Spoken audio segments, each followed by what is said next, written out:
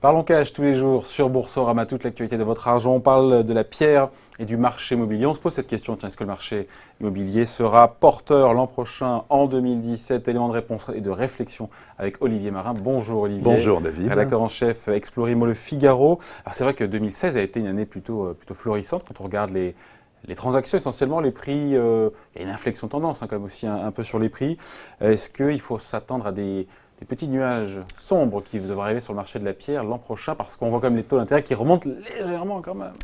Oui, sans doute. En tout cas, c'est vrai, David, qu'on a eu une année 2016 absolument extraordinaire au niveau de l'activité. Effectivement, tous les indicateurs nous le signalent. 830 000 transactions sans doute cette année. On aura le bilan définitif On est au plus haut bientôt. depuis...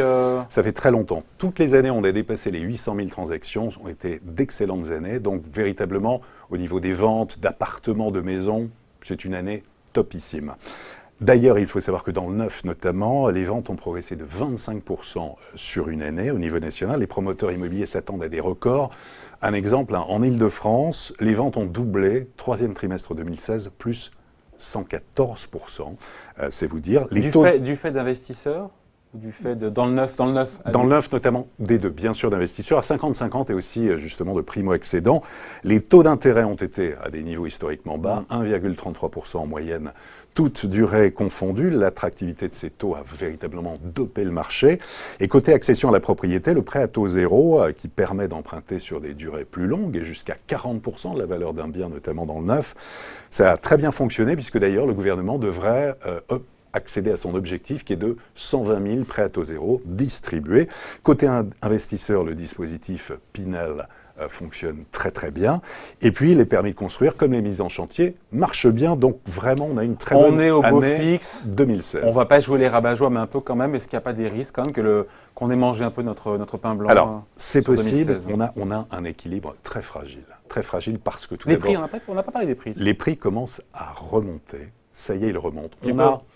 On a des symboles, notamment à Paris. Les avant-contrats des notaires nous indiquent qu'à partir de janvier 2017, le prix moyen d'un appartement à Paris sera de 8 500 € par mètre carré. C'est une hausse de prix de 6% sur un an. On va battre des records à Paris. Mais il n'y a pas qu'à Paris. Il y a des hausses de prix. Il y a des hausses de prix moins importantes, mais tout de même, qui continuent. Plus 3, plus 4% à Bordeaux, à Lyon, à Lille, à Marseille, à Nantes, à Toulouse, les prix progressent continuellement. Dans le neuf, les prix ils augmentent aussi. Plus 5% en Île-de-France, on est à 5 000 € du mètre carré en moyenne, plus 3% en région.